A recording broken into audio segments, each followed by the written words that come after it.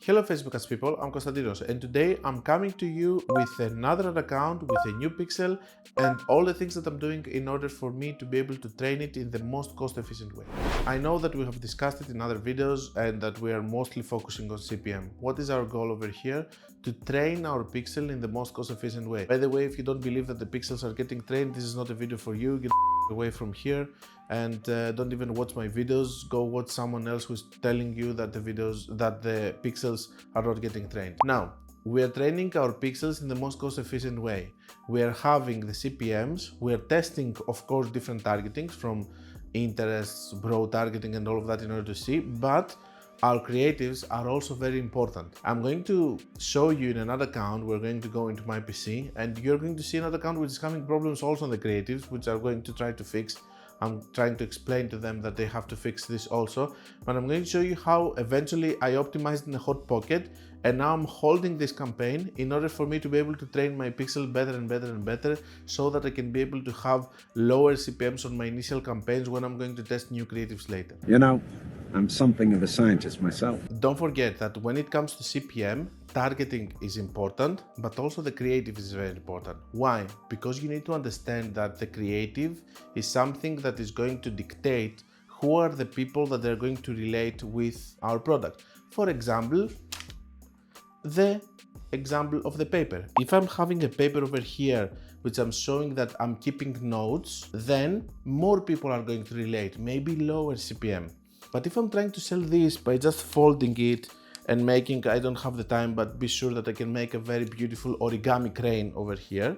If I do that, then my CPM is going to be higher because the people that they are actually seeing this ad and they are actually engaging with this ad, they are people that they do origami.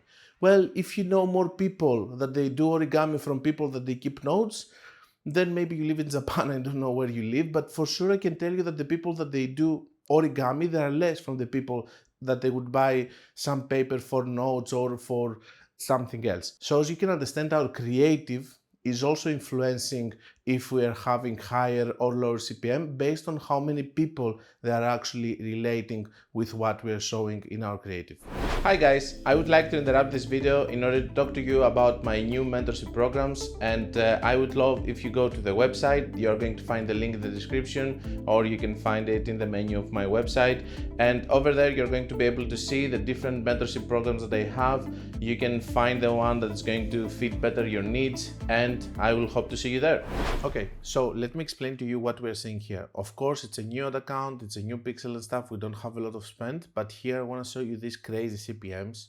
Like here, for example, I'm using an advanced plus. I'm having these results, but I'm just going to put it here. I'm not having sales, as you can see over here, okay? Then I'm having 260, 240, 268, 266, not good results at all, okay?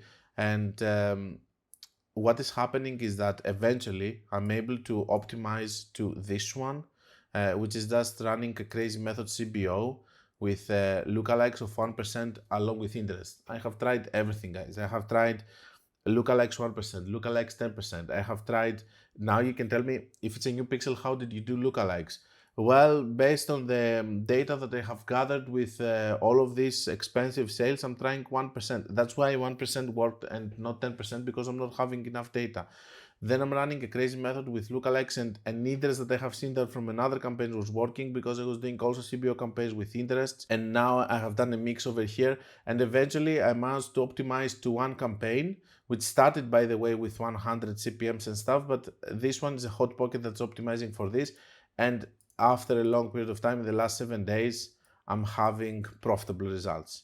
Okay, I'm having good results and I'm very happy for that. Now, what have we learned over here? That over here, I'm testing different things. Let's go again to last 30 days.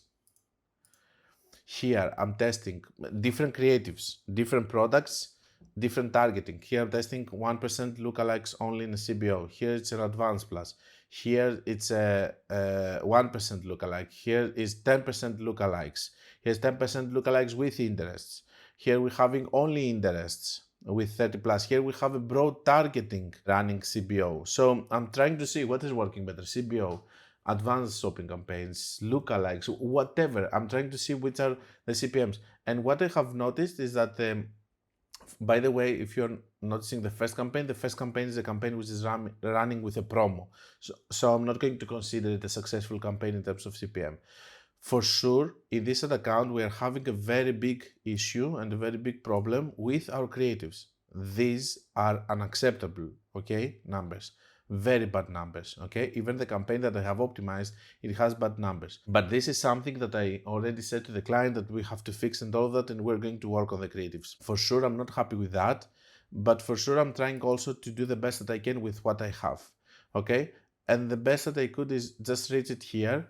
So even with bad creatives and all of that, you can reach up to a point that you can be profitable. Of course, the only thing that it's saving us here is that we are having good AOV in the product, which means that at least when we get some sales, we're getting good ROAS. That being said, I think that this is the path that you need to take in every new pixel.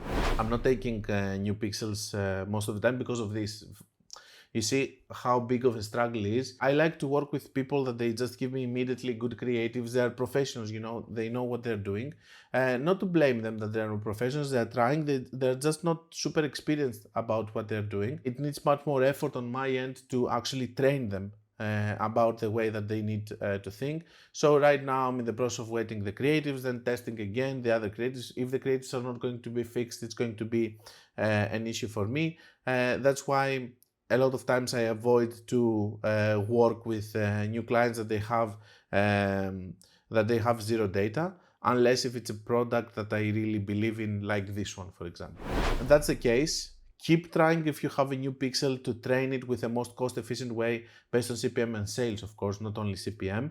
Try everything from interest, lookalikes and stuff, and when you find something working, then work with the one variable rule, which is actually utilizing the same thing again and again. So here we have a mix of me seeing that they had some sales with lookalikes 1% and one interest.